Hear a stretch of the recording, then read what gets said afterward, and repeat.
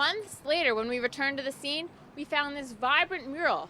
And although it does not serve to replace the loved ones lost, it does honor their memory. 1,500 nurses and other staff members from Temple University Hospital have been on strike for a week after overwhelmingly rejecting a contract offer last Monday. Jim Kraft says he is glad to finally be out of the national spotlight and heading back to work, where he can now freely display the American flag on his locker. SEPT officials say that anyone with an unused weekly or monthly trans pass is able to get a refund. A few more problems to report before we can kick off that weekend right. Starting off on 76, here's a shot by Girard. We're jammed on the westbound side. Here are your headlights coming University Avenue to 476. You have about a 40-minute ride between those 2 points. And we're jammed again at Route 202. We'll head to Upper Southampton Township now, where there's some downed wires there. That's County Line Road between Beechwood Drive and Elfirth Road. Fire police are directing traffic in that area. That's your live look at traffic. I'm Andrea Desabato for NBC 10 News. Hi, Andrea.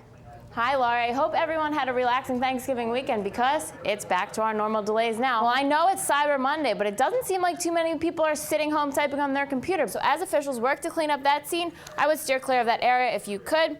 Your accurate forecast from Andrea Desabato starts now. Welcome back. Continuing to update you on our winter storm right now.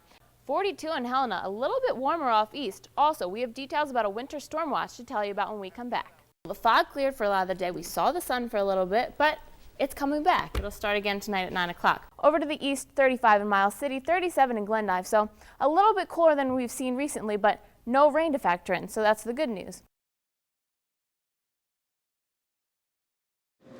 Mourners packed the United Methodist Church on Levering Mill Road in Ballackinwood to say goodbye to 22-year-old LaToya Smith and her 11-month-old daughter, Remini Smith.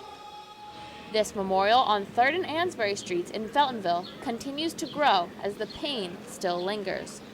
It has been 12 days since Dante Craddock was fleeing police and lost control of his vehicle, which caused him to careen onto the sidewalk, killing LaToya Smith, Remini Smith, 7-year-old Gina Rosario, and 6-year-old Aaliyah Griffin. I never seen nothing like it in my life. It's actually, I don't think it's ever happened in the city before. Rosario's grandmother is the block captain of the 4500 block of North 3rd Street. We need speed bumps, we need lights, we need respect. We need the city to step up on the people. It is not only the adults that are concerned about the safety of children. Yeah, a lot of people on my block be speeding, and they be speeding right here, but now people want to watch out for the streets because what they heard on the news. Many of the residents I spoke to in this Feltonville community feel that this tragic accident could have been handled differently by police. That was the cops' fault for chasing him. Cops shouldn't have chased him on some real. Some city officials disagree. It'd be very difficult to hold the police liable or responsible without some further showing of negligence on their part. The police are trying to do their job. Some neighbors are taking more precautions when it comes to letting their children play outside. Although it is important to watch children carefully at all times, it is also important for children to be able to play outside without living in fear. We lost precious people. What can we say? We can't bring these kids back.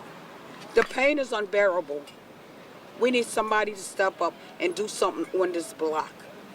Andrea Desabato, Philadelphia Neighborhoods, Feltonville. To be suspended for, representing your country is quite ridiculous.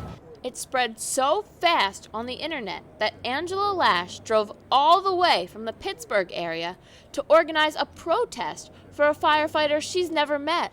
A friend of mine sent me this story and I hadn't heard of it, and when I read it I was outraged that something this ludicrous would happen. My battalion chief came out and said you have to remove your stickers. I said, no disrespect, chief. I said, but I'm not taking the flag off. What happened was Chester firefighter Jim Kraft's suspension without pay after he refused to remove a small flag sticker from his locker at the fire station. Commissioner James Johnson ruled it was in violation of a new department policy banning stickers and posters on lockers that was implemented after another poster was found to be offensive. But many of the protesters outside Chester Fire Headquarters, where Jim Kraft and the administrators were meeting, claim the only thing violated was common sense. They have flags all over the station, they have them on the trucks, they're flying all over, and to not allow a 1-inch flag sticker. I feel as if that was a grave injustice due to the fact that he's showing patriotism, and he's being suspended for that. It's just great that Jim stood up for what he believes in, and that's why we're out here today. All right. After 2 hours of negotiations, an agreement. There was never an intent to desecrate the American flag. Firefighter Kraft has been reinstated to duty as agreed upon by the parties.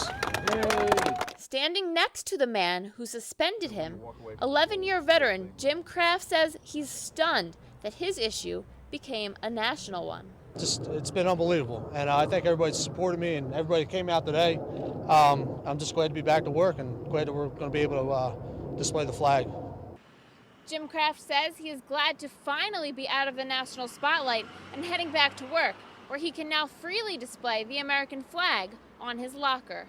In Chester, I'm Andrea Desabato, NBC 10 News.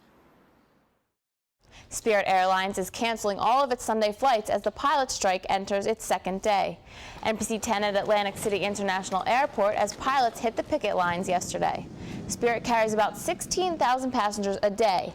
The airline says it's refunding tickets and trying to get passengers on other flights. Spirit and its 440 active pilots have been in negotiations for about 3 years. The pilots say they're looking for better pay.